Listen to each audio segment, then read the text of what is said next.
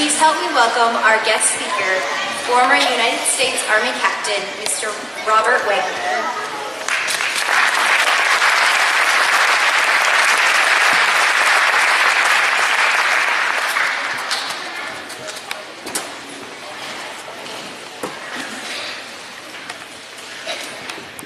I'm used to saying good afternoon, but good morning. Good morning. In 2010, I purchased an automatic bugle for the American Legion to be used for funerals when we could not have a live bugler present. And I did that in honor of my late wife, Jeanette. We use that quite a few times. It has about 8 different bugle calls on it, and so with the help of Anne Marie Smith today, we're going to demonstrate that. A bugle call is a short tune originating as a military signal announcing scheduled and certain non-scheduled events on a military installation, battlefield, or ship.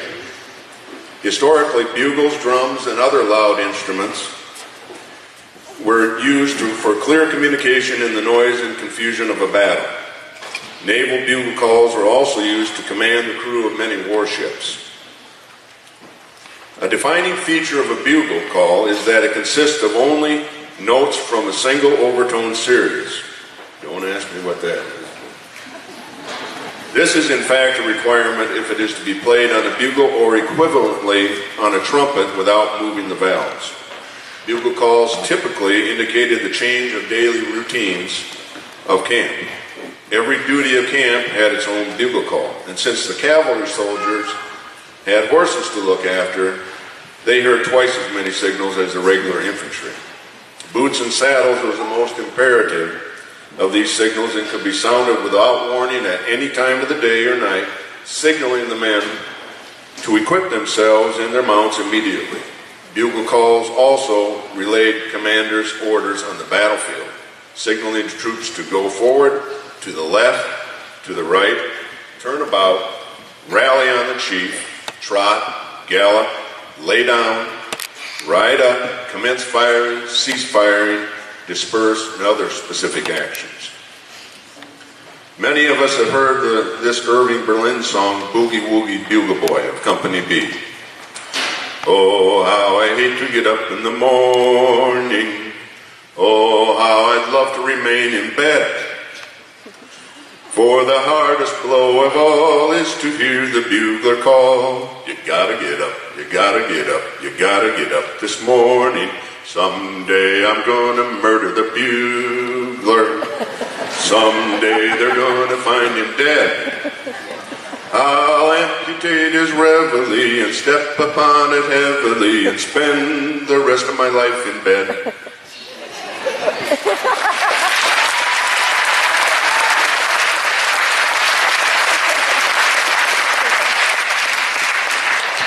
So I trust you'll treat Anne Marie a little better than that today. So let's get started. There's a total of 30 bugle calls that could be used during the course of the day. No wonder they wanted to murder the bugler.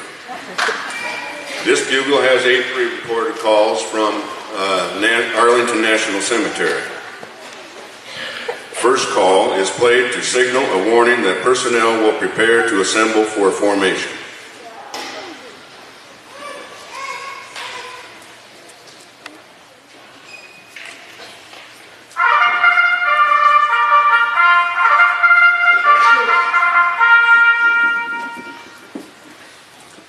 Reveille is played at dawn to awaken the troops for morning roll call.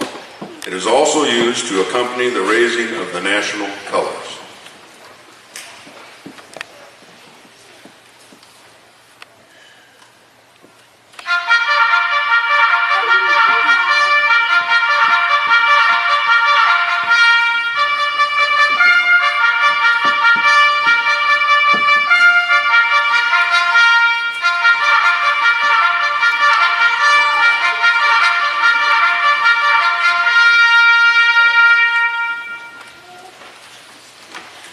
Assembly is played to signal troops to assemble at a designated location.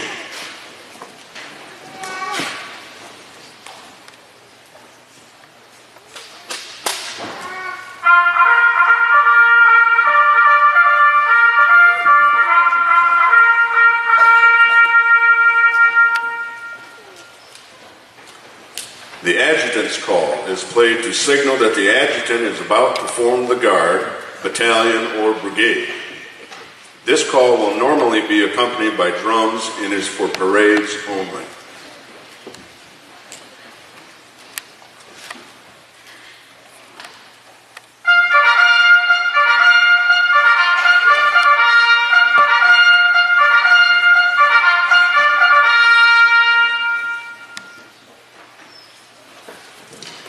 Retreat is played to signal the end of the official day.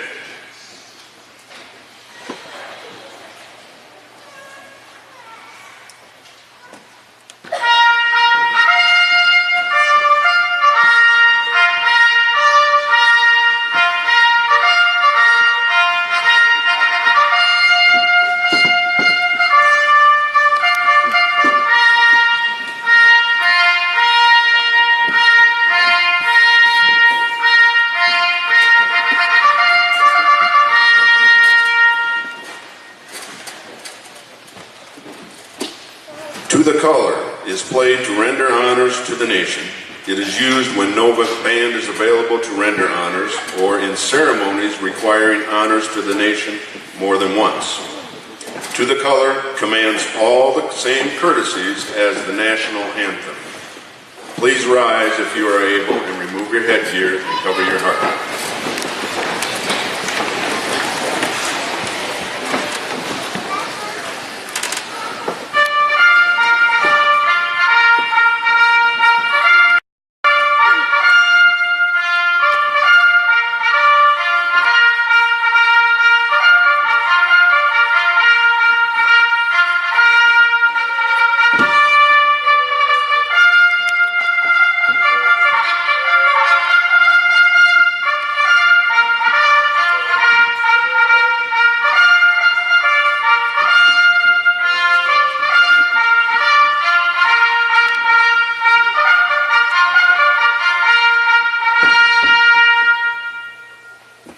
You may be seated.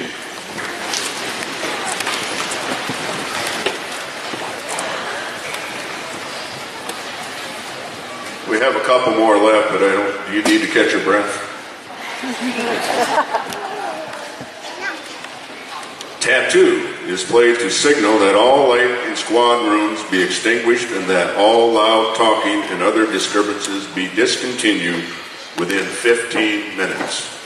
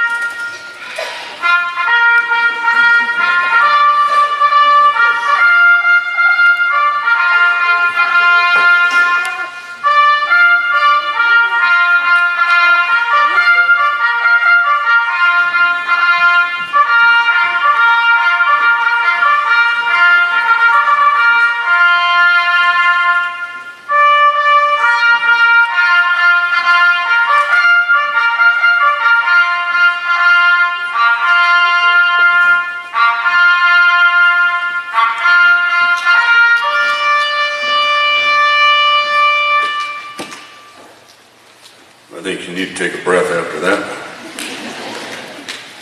And the final one is taps. Taps is played to signal that unauthorized lights are to be extinguished. This is the last bugle call of the day. Taps is also sounded at the completion of a military funeral ceremony.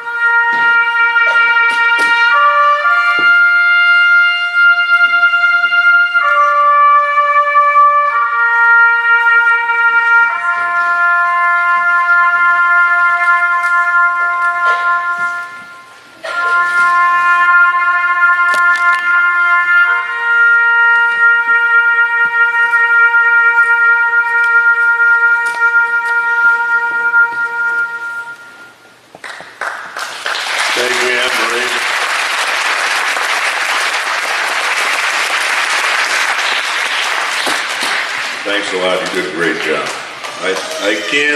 Couldn't see that she missed a note anywhere. There are those among us who served in Vietnam or know a close friend or relative that did. Thank you for your service. I received an email the other day that I wanted to share with you. It's a testimony to what our veterans mean to those who have experienced war in their homelands. In contrast to quarterback Colin Kaepernick from the 49ers, who would not stand for our national anthem, this is someone who appreciates what he has and what others did for him. Quang Nguyen is a Vietnamese immigrant that was asked to speak on his experiences of coming to the United States and what it means to him. He spoke the following in dedication to all. He gave a speech at a rally, a freedom rally in Prescott, Arizona, on July 24th, 2010. He said, 35 years ago, if you were to tell me that I was going to stand up here speaking to a couple thousand people in English, I would have laughed at you.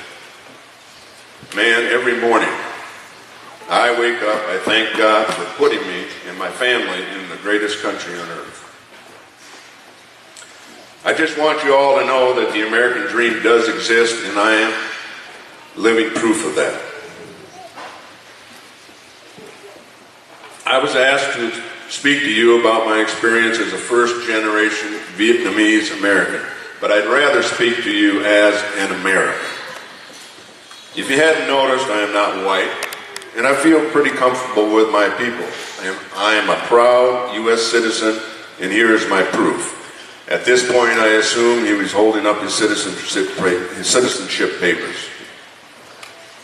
It took me 8 years to get it, waiting in endless lines, but I got it, and I'm very proud of it. I still remember the images of the Tet Offensive in 1968. I was a 6-year-old boy.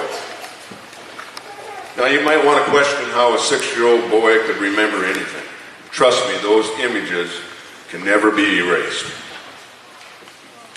I can't even imagine what it was like for young American soldiers 10,000 miles away from home, fighting on my behalf. 35 years ago, I left South Vietnam for a political asylum. The war had ended. At the age of 13, I left with the understanding that I may or may not ever get to see my siblings or parents again. We were reunited 5 months later, amazingly, in California. It was a miracle from God. If you hadn't heard lately that this is the greatest country on earth, I'm telling you that right now. It was the freedom and opportunities presented to me that put me here with all of you tonight. I also remember the barriers that I had to overcome every step of the way. My high school counselor told me that I would never make it to college because of my English skills. Well, I proved him wrong. I finished college. You see, all you have to do is give this little boy an opportunity and encourage him to take it and run. Well, I took the opportunity, and here I am. He continues. This person standing in front of you tonight could not exist under a socialist/communist environment. By the way, if you think socialism is a way to go, I am sure many people here will chip in to get you a one-way ticket out of here. And if you didn't know, the only difference between socialism and communism is an AK-47 aimed at your head. That was my experience. In 1982, I stood with 1,000 new immigrants reciting the Pledge of Allegiance and listening to the national anthem for the first time as an American. To this day, I can't remember anything more sweeter or more patriotic than that moment in my life. Fast forwarding somehow, I finished high school, finished college, and like any other goofball 21-year-old kid, I was having a great time with my life. I had a nice job and a nice apartment in Southern California. In some way and somehow, I had forgotten how I got here and why I was here. One day I was at a gas station. I saw a veteran pumping gas on the other side of the island. I don't know what made me do it, but I walked over and I asked if he had served in Vietnam. He smiled and said yes. I shook and held his hand. The grown man started to well up. I walked away as fast as I could, and at that very moment I was emotionally rocked. This was a profound moment in my life. I knew something had to change in my life. It was time for me to learn to be a good citizen. It was time for me to give back. You see, America is not just a place on the map. It's just not a physical location. It's an ideal, a concept. And if you're an American, you must understand the concept. You must accept this concept. And most importantly, you have to fight and defend this concept. This is about freedom, not free stuff. And that is why I'm standing up here today. Brothers and sisters, to be a real American, the very least you must do is learn English and understand it well. In my humble opinion, you cannot be a faithful, patriotic citizen if you can't speak the language of the country you live in. At this point, he holds up a copy of the U.S. Constitution. Take this document of 46 pages. Last I looked on the internet, there is not a Vietnamese translation for the Constitution. It took me a long time to get to the point of being able to converse, and until this day I still struggle to come up with the right words. It's not easy, but if it was easy, it's not worth doing.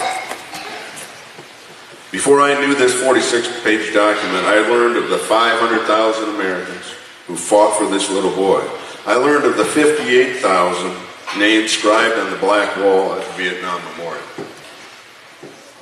You are my heroes. You are my founders. He continued, at this time, and I'd ask you to do also, I would like to ask all Vietnam veterans to please stand.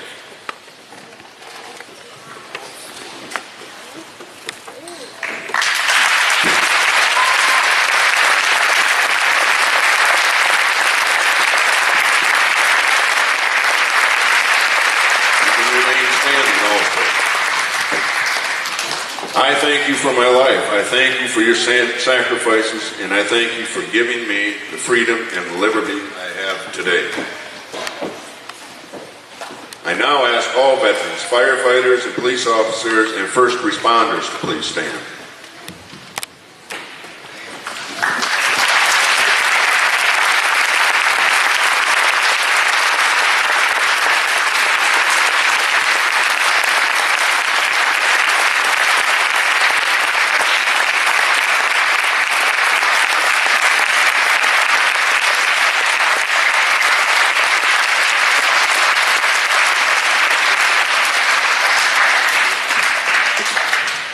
On behalf of all first-generation immigrants, I thank you for your services and may God bless you all. Signed, Quang Nguyen, Creative Director / Founder, Caddis Advertising, Limited Liability Corporation. I want to pass on to you, I noticed something and I just going to add this to my speech. In the program today, they're going to play a song that's pretty special. Everybody remembers where you were on 9/11. Well, I was at the Ford garage getting my car worked on Main Street in Groton. And as we were watching the first tower come down on TV, all the mechanics and all the work stopped, obviously. All of a sudden you could hear something coming down Main Street. It was the Groton High School band. We had no idea what was happening. No idea about towers or anything. Excuse me. The song they were playing was "This Is My Country."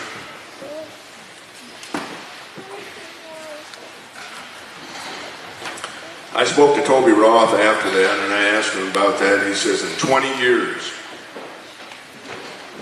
he had never put a patriotic song in his repertoire for the marching band. It just happened to be. Just happens to be, they're going to be playing This Is My Country today also. When I heard that, I thought,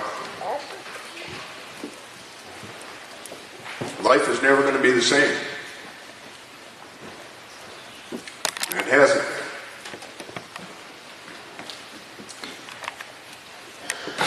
But everything that's good and right about this country was embodied in that small town band that morning. So, may God bless America. One flag, one language, one nation under God. For those who understand, no explanation is needed. For those who do not understand, no explanation is possible. Good luck to the Groton Tigers volleyball and football teams. Thank you very much.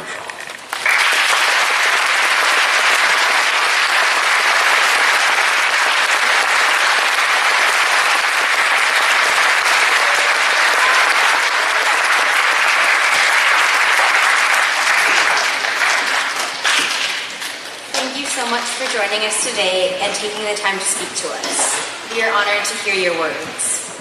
At this